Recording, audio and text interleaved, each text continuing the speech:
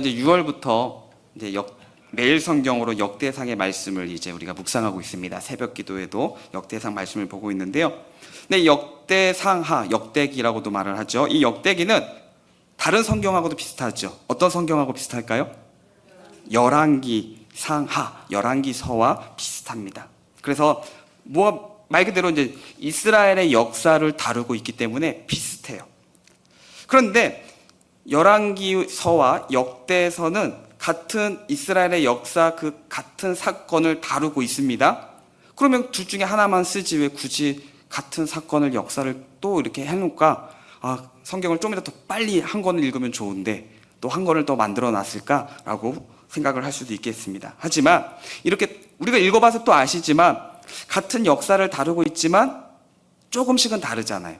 그래서 이 열왕기서와 역대기는 같은 시대의 사건을 다루고 있지만 분명한 차이점이 있다는 겁니다. 그래서 먼저 열왕기는 남과 북, 남유다와 북이스라엘의 역사를 모두 다루고 있습니다. 그래서 남유다와 북이스라엘 사건들을, 또 왕의 사건들을 다 다루고 있습니다. 하지만 역대기는요, 어떨까요?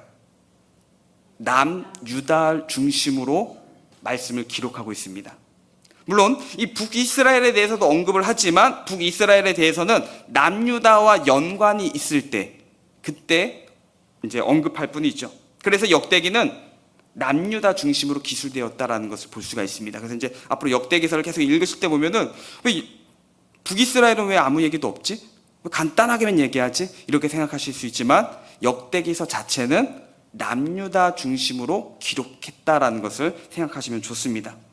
그리고 단순히 내용만, 그럼 이제 남유다 중심으로 기록했느냐? 내용만이 아닙니다. 동시대의 사건을, 역사를 바라보는 시각도 달라요. 다른 시각으로 기술했다는 것입니다. 같은 시대의 역사를, 같은 사건을 다루지만 관점이 다릅니다. 전혀 다른 관점에서 성경을 기록하고 있다는 겁니다. 예를 들어서 이렇게 표현하겠습니다. 한 사람이 지나갑니다. 근데 오는 쪽에서 사람이 바라보면은 그 사람은 어떻게 하는 겁니까? 오고 있는 거죠. 근데 그 사람의 뒤에 있는 사람은요, 가고 있는 거예요. 사건은 하나예요. 오고 가는 거. 관점이 완전히 다르죠. 네, 그래서 관점에 따라 하나의 사건이지만 완전히 다르게 표현될 수 있다는 것입니다. 그래서 또 이제 표현하자면 이렇기도 합니다. 열왕기서는요, 또한 큰 관점이 뭐냐? 어떤 관점이냐? 오고 가는 거라고 말씀을 드렸는데, 열왕기서는요, 신명기적 관점으로 기록했다라고 볼 수가 있습니다. 신명기적 관점. 그래서 소위 이제 신명기 역사라고도 볼 수가 있는데, 즉 우리가 이제 신명기서를 보게 되어지면 하나님의 말씀, 계명이기도 한데, 그 계명을 보게 되어지면 한 나라의 흥망성쇠, 특히 이스라엘 하나님이 택한 백성들 또는 모든 열방을 보더라도 하나님의 말씀, 하나님의 그 말씀에 대한 순종 여부에 따라 한 나라의 또는 한 사람의, 한 가정의, 한 사회의 흥망성쇠가 달려있음을 말씀하고 있는 것이죠. 그래서 불순종으로 인해서 북이스라엘이 먼저 멸망하고요, 또 남유다도 결국에는 하나님의 그 말씀에 불순종함으로 인해서 멸망하게 되어졌죠. 그리고 또한 이스라엘 백성들이 언제든 그 불순종했던 하나님의 말씀을 우리가 깨닫고 회개하고 돌이키면요, 하나님의 뜻에 다시금 순종하면 하나님께서 회복시켜 주신다는 희망적인 메시지가 담겨져 있는 것이 열왕기서이기도 합니다. 그래서 하나님의 말씀에 순종을 외쳤던 어찌 보면 선지적, 예언자적 관점이라고도 볼 수가 있습니다. 하나님의 말씀을 우리가 기억해야 돼, 그 말씀에 순종해야 돼 라는 마음으로 기록했다는 것입니다. 그런데 이와는 대조적으로 역대기는요, 이제 관점이 다르겠죠. 열왕기서는 신명기적 관점이라고 했습니다. 하나님의 말씀에 순종하느냐, 불순종하느냐, 또한 그 말씀에 회개하고 돌아오느냐라는 관점이라고 한다면, 역대기는요, 역대기 사관으로 해서 제사장적 관점에서 기록이 되어졌습니다. 열왕기서는 신명기적 하나님의 말씀에 순종이라고 한다면은, 이 역대기는 제사장적 관점에서 기록했다는 것입니다. 그래서 역대기는 이스라엘이 왜 멸망했느냐, 이제 바벨론에 의해서 멸망을 했잖아요. 그러면 이스라엘이 왜 멸망했느냐라는 이 질문에 강조를 두는 것이 아닙니다. 왜 우리가 망한 거지? 라기보다는요, 좀 더 근본적인, 더 근원적인 질문에 접근하고 있습니다. 이스라엘이, 우리가 과연 하나님의 택함받은 민족이냐? 하나님의 선민이라고 할 수 있느냐? 내가 하나님께 택함받은 사람이냐? 내가 하나님께 선택받은, 하나님의 부름을 받은 성도인가? 라는 질문을 던지고 있다는 것입니다. 역대기는 조국의 멸망이라는 불행한 역사를 바라보면서, 그리고 이스라엘의 잘잘못을 따지기에 앞서서, 물론 하나님의 말씀에 불순종해서 하나님의 말씀을 따르지 않아서 징계를 받은 것입니다. 하지만 그것만을 따지기 위해서 역대기는 기록된 것이 아닙니다. 과연 하나님은 이스라엘의 하나님이고 우리는, 이스라엘 백성은 하나님의 택한 백성이라고 할 수 있는가? 이것을 묻고 있는 것입니다. 그리고 이에 대해서 역대기는 그럼에도 불구하고 이스라엘은 하나님의 선택받은 백성이고 나라가 없는 현실, 물론 이제 포로에서 돌아왔지만 돌아온 상황은 어떻습니까? 끔찍하고 비참합니다. 이게 나라야? 라고 할 정도죠. 그러면 그런 포로에서 돌아왔지만 폐허가 되고 망한 그 나라에서 정말 필요한 것은 튼튼한 성이고 또한 국방 힘일 것이고 또한 경제력일 것입니다. 하지만 그런 나라가 없는 현실 속에서도 이스라엘 백성들, 이스라엘에게 진정으로 필요한 것은요, 먼저 하나님을 경외하기 위한 성전과 제사임을 강조하고 있는 것입니다. 그래서 아까 역대기서는 어떤 관점이라고 했죠? 제사장적 관점으로 기록한 겁니다. 그래서 우리가 하나님 앞에 우리가 회복되기 위해서는 물론 우리가 또한 열심히 해야 되고, 또한 성전도 있어야 되고, 또한 성벽도 있어야 되고, 경제력도 있어야 되고, 힘도 키워야 됩니다. 하지만 우선순위를 한다면은요, 무엇이라고요? 예배, 하나님을 향한 예배, 성전과, 당시에는 성전과 제사인 것이죠. 그것을 강조하고 있다는 것입니다. 그래서 열왕기서에서 가장 시급한 것은 하나님의 말씀에 순종하는 것, 말씀에 순종하는 것으로 돌아오는 것이라고 한다면 역대기에서는 성전과 제사의 회복을 강조하고 있다는 것입니다. 즉 예배의 회복을 강조하는 것이 역대기서입니다. 물론 이것이 역대기서에서 예배를 회복해야 돼 막 이것만을 계속 강조하지는 않지만, 이렇게 명확하게 역대기서와 열왕기서를 구분하고 있지는 않지만 열왕기서에서도 물론 하나님을 향한 제사의 중요성을 말씀합니다. 반면에 역대기서에서도 하나님의 말씀의 순종에 대해서도 말씀하고 있습니다. 그러나 각각 다른 강조점을 두고 기록하고 있다는 것을 염두하시고 성경을 보면은 성경이 우리에게 주시는 또 큰 은혜가 있는 줄로 믿습니다. 자, 그래서 역대기에 가장 두드러진 특징이 있습니다. 그것은 바로 다윗과 솔로몬에 대해서 과하게, 어쩌면 좀 제가 표현한 과할 정도로 다윗과 솔로몬의 약점들 또는 약한 부정적인 것들은 잘 언급하지 않고요, 긍정적인 모습만을 과하게 드러내는 경향이 있습니다. 왜 그럴까요? 영웅이 필요하기 때문에 그럴까요? 오늘날에는 어떠한 회복을 위해서는 어떤 영웅적인 사람이 필요합니다. 그런데 지금 역대기서에서는 영웅을 만들고자 하는 것이 아닙니다. 다윗과 솔로몬, 물론 이스라엘의 역사에서 본다면 다윗 왕국, 또 솔로몬, 모든 열방이 와서 그 앞에 조아리고, 또한 경제적으로 풍요로웠던 시대, 그런 시대가 다시금 도래했으면 좋겠죠. 그런데 그런 시대를 원하는 것이 아니라 다윗과 솔로몬, 다윗은요 어떤 사람입니까? 왕이었습니다. 그럼에도 누구보다 하나님을 예배하는데, 하나님을 찬송하는데 기뻐했던 사람 아닙니까? 왕으로서, 또한 하나님 앞에 한 사람으로서 누구보다도 제사를, 당시에는 제사를 중시했던 사람입니다. 그래서 예루살렘의 그런 제사와 성전의 기틀을 마련하는데 온 힘을 다했죠. 하나님을 예배하는데 힘을 다했습니다. 그리고 그 아들 솔로몬은요, 첫 번째로 성전을 지었죠. 역대기는 이처럼 다윗과 솔로몬에 대해서 지나치다 싶을 정도로 긍정적으로 묘사하고 있습니다. 그런데 이것은 기억하셔야 됩니다. 단지 그들의 잘못된 것을 덮어주기 위해서가 아니라, 또 다윗과 솔로몬을 높여주기 위해서가 아니라 무엇이 중요하다고요? 예배가, 하나님을 향한 예배, 당신 제사가 하나님을 섬기는 하나님 앞에 나아가는 그 예배가 그만큼 중요하다는 것을 강조하기 위해서 다윗과 솔로몬의 장점들을, 긍정적인 모습들을 보여주고 있다는 것입니다. 또한 이 다윗과 솔로몬뿐 아니라 그 이후에 다윗 후손들 있죠. 다윗의 그 왕가의 자손들, 즉 왕들입니다. 그런 왕들 또한도 어찌 보면은 북이스라엘 왕들과는 좀 더 다르게 그 왕들에 대한 허물들을 자세하게 드러내고 있지 않습니다. 어찌 보면은 좀 침묵한다 싶을 정도로, 언급하지 않은, 그냥 지나가는 정도, 이렇게 보여주고 있다는 것입니다. 열왕기서를 보게 되어지면은 왕들의 잘못들, 왕들의 허물들을요 책망하고 지적하고 있습니다. 들춰내고 있죠. 심지어는 왕이 숨기고 싶어하는 것들, 또 감추고 있는 것도 다 드러냈습니다. 왕국의 그 멸망의 가장 결정적인 원인이 무엇입니까? 결국 왕이 타락하고 제사장들, 종교 지도자들이 타락하고 백성들이 타락했습니다. 그럼에도 불구하고 역대기서는요 그런 다윗 왕조를 옹호하는데요, 그것은 이 나라의 멸망이라는 시대적 상황 속에서 성전과 제사의 회복이, 예배의 회복이 그만큼 가장 시급한 과제이기 때문에 그렇게 표현하고 있는 것입니다. 그래서 남유다 왕들을 긍정적으로 묘사하고 있는 거죠. 그들을 높여주기 위해서가 아니라 그들을 통한 예배의 회복을 원했기 때문입니다.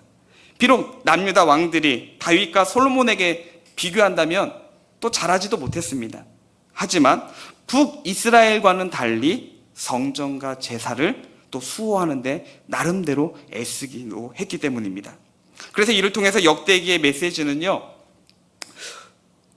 언젠가 다윗 왕과 같은 메시아, 그 이상적인 왕이 오실 때까지, 그 메시아가, 다윗 왕과 같은 메시아가 오셔서 다시금 회복하는 그때를 기다리면서 소망을 가지면서, 그때까지 이스라엘의 사명은 바로 성전을 회복하고 제사와 율법을 잘 지켜야 함을 말씀하고 있는 것입니다.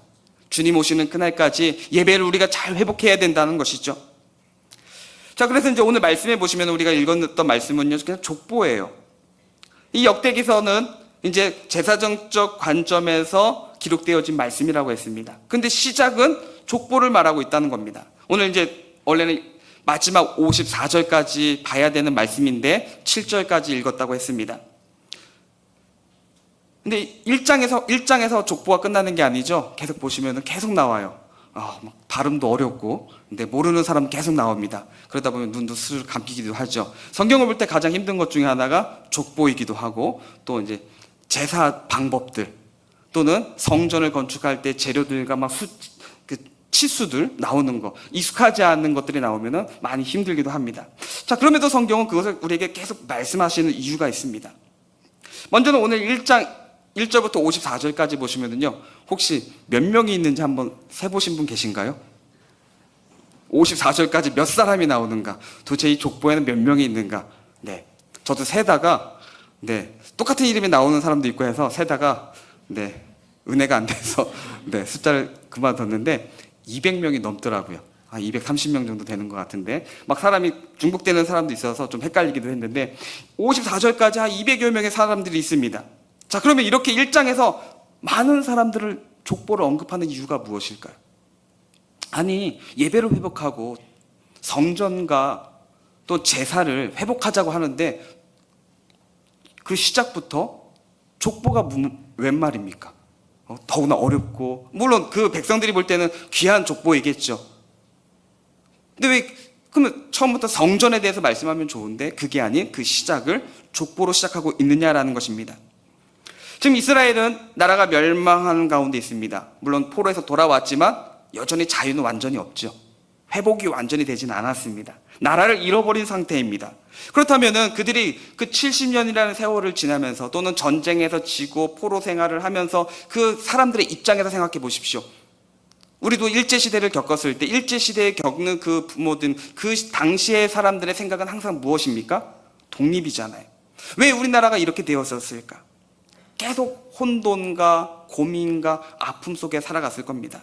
그들도 지금 그래요. 충격 속에서 더구나 우리는 하나님이 택한 민족인데, 하나님의 선민인데 우리가 이렇게 되다니 라면서 영적 혼란이 얼마나 컸겠습니까? 그 당시의 사람들, 또 그 포로에서 태어난 자녀들, 부모에게 얘기 들으면 하나님이 우리를 택하셨다고 하는데 우리는 왜 포로예요? 영적인 혼란이 계속되지 않겠습니까? 그렇게 그들은 70년 바벨론 포로 생활을 거치면서 그들의 머릿속에서 계속 공통적으로 떠나지 않는 질문은 이걸 것입니다. 아까도 말씀드렸듯이 우리가 과연 하나님의 택한 백성인가?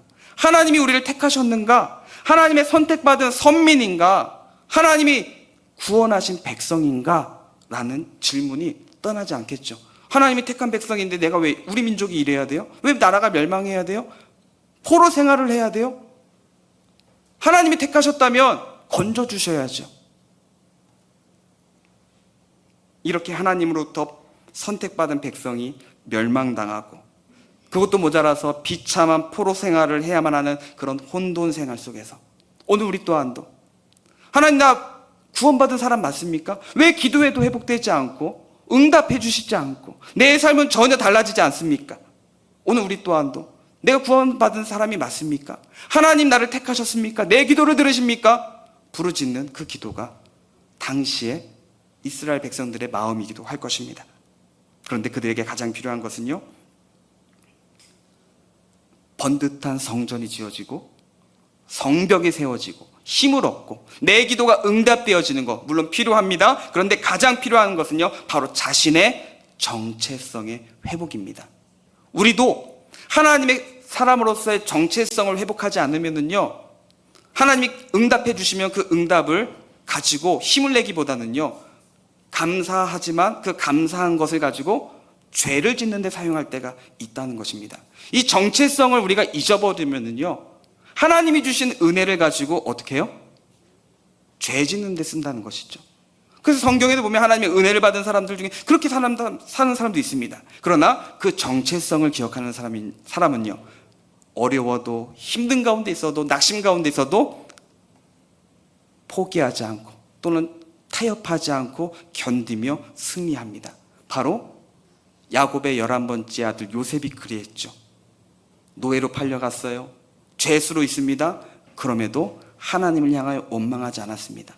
하나님 앞에 내가 어떤 존재인지 자신의 정체성을 잃지 않았기에 요셉은 타협하거나 죄의 유혹에 빠지지 않았습니다. 그러기에 자신의 정체성, 오늘 우리 또한도 하나님께 택함 받았다라는 이 정체성 회복은요, 참으로 중요합니다. 그래서 역대기는 그래서 이 정체성 회복을 위한 족보를 언급하고 있는 것입니다. 그래서 1절부터 27절에 보시면은요, 그 성경 위에 제목이 있죠. 네, 제가 가진 성경으로는 아담에서 아브라함까지, 네, 없는 성경도 있기도 합니다. 잘못된 성경은 아니고요. 네, 1절부터 27절까지 보시면 아담으로부터 아브라함까지 족보라고 기록되어져 있습니다. 그래서 이스라엘의 족보가 이제 시작이 아브라함이 아니라 누구로부터요? 아담이에요. 이스라엘의 이제 회복이라고 한다면은요, 이스라엘 이름은 야곱의 이름이잖아요. 그러면 그 야곱으로 시작되거나 또는 믿음의 조상 아브라함으로부터 시작되면 되지 않겠습니까? 그런데 그 위에 있는 아담으로부터 시작되고 있다는 것입니다. 이것은 하나님이 이스라엘 백성들뿐만 아니라 모든 인류를 다스리는 분일 뿐만 아니라, 물론 모든 인류를, 온 우주를 다 하나님이 다스리십니다. 그런데 하나님이 다스리시는 정도뿐 아니라 하나님이 이 아브라함을 택하시고 이스라엘을 택하신 것이 바로 모든 인류를, 하나님의 백성들을 구원하기 위한 하나님의 선택이었음을 말씀해 주는 것입니다. 그래서 아브라함, 이 야곱, 즉 이스라엘 백성들만이 아니라 모든 인류의 조상인 아담을 통해서 하나님께서는 그 아담을 조상으로 해서 그의 족보로 시작해서 모든 민족을, 하나님이 택한 백성들을 구원하시겠다는 하나님의 말씀이라는 것입니다. 그러므로 이스라엘은 하나님의 선택을 받은 제사장 나라이며 제사장 민족입니다. 이것은 이거예요. 이스라엘 백성들이 가나안 땅에 들어와서 땅을 분배받지 않습니까? 각 지파별로 땅을 분배받죠. 12지파가 12 땅으로 분배를 받습니다. 그러면 제사장은 무슨 지파죠? 레위 지파예요. 그럼 레위 지파도 레위 지파의 땅을 받았습니까? 못 받았죠. 그러면 12지파 중에 레위 지파가 빠졌으면 11지파잖아요. 그러면 나머지 한 지파는 누가 받죠? 요셉의 두 아들이 받게 되어지죠. 그래서 요셉 지파이기도 하지만 요셉의 두 아들이 다 받아서 레위 지파가 받지 못해도 12지파가 땅을 분배받습니다. 그러면 레위 지파는 어떻게 돼요? 우리는 땅을 못 받았어요. 굶어 죽으라고요? 아니요. 각 12지파 안으로 하나님이 다 흩으십니다. 그리고 그 지파에서 성도 받고 땅도 받습니다. 그리고 그곳에서 어떻게 해요? 제사를 지내요. 그곳에서 하나님을 예배하게끔, 그곳에서 이스라엘 백성들이 함께 삶 속에서 하나님을 예배하고 하나님을 제사하는 삶으로 살라고 레위 지파를 어떻게 하신 거예요? 다 흩어서 각 지파별로 하나님이 보내신 겁니다. 그러니 제사장은요, 제사장만 있어서는 안 되는 거죠. 제사장도 필요하지만 그 제사장에게 제사를 의뢰하는 백성들도 필요합니다. 그렇다면 이스라엘 백성들이 하나님께서 먼저 택하신 제사장 나라라고 한다면 제사장 나라만 있는 게 아니라 무엇도 있는 거예요. 하나님이 택하신 민족과 백성도 있는 것이죠. 그래서 아브라함으로부터 야곱으로부터 족보가 시작되는 것이 아니라 아담으로부터 족보가 시작되고 있는 것입니다.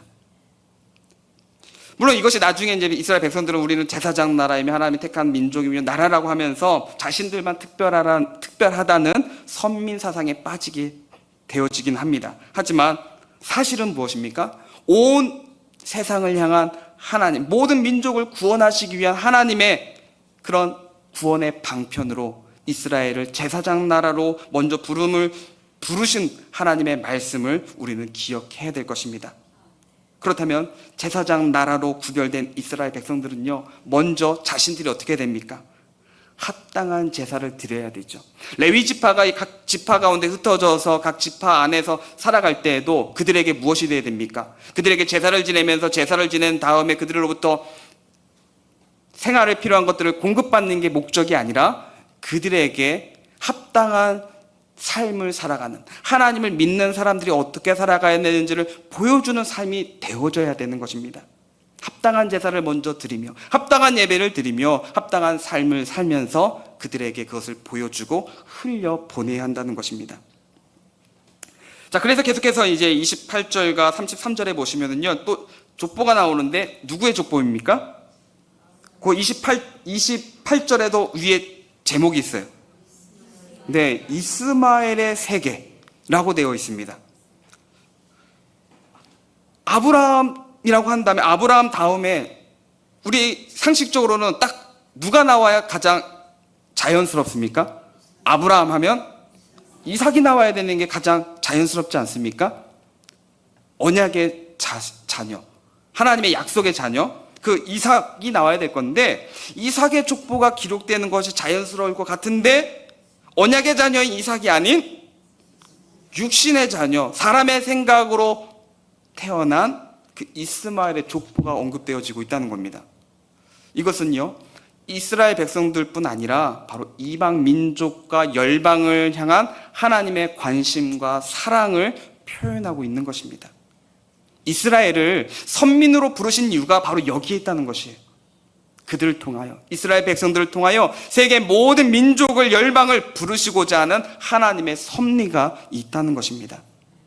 그리고 이제 34절부터 마지막 54절까지도 보시면은요, 야곱의 족보가 아니라 야곱의 형이었던 에서와 에돔의 족보를 말하고 있는 것도 동일한 이유입니다. 우리가 관심 갖지 않는 이스마엘과 에서와 에돔, 그들이 먼저 언급되어지고 있다는 것입니다. 왜요? 그들 모두도 하나님의 관심과 사랑의 대상이라는 것이에요. 하나님께서는 모든 하나님의 택한 백성들을 향한 관심과 사랑을 가지고 계시다는 것입니다. 그러기에 오늘 우리는 이스라엘을 선민으로 부르시고 그들을 하나님의 백성으로 부르셔서 그들에게 성전과 제사와 율법을 주신 이유를 분명히 우리는 알아야 하고 기억해야 됩니다. 이것은 하나님이 그들만 사랑하시기 때문이 아니라 모든 나라와 민족, 열방을 사랑하시기 때문인 줄 믿습니다. 먼저 이스라엘 백성들에게 메시아에 대한, 그리스도에 대한 소망을 주시고 이를 통해서 예수님을 이 땅에 보내어 주시고 온 열방, 온 나라가, 백성들이 누구든지 주의 이름을 부르는 자는 구원을 받게 하시려고 이스라엘을 특별히 하나님 나라, 하나님의 백성으로 먼저 삼으시는 겁니다.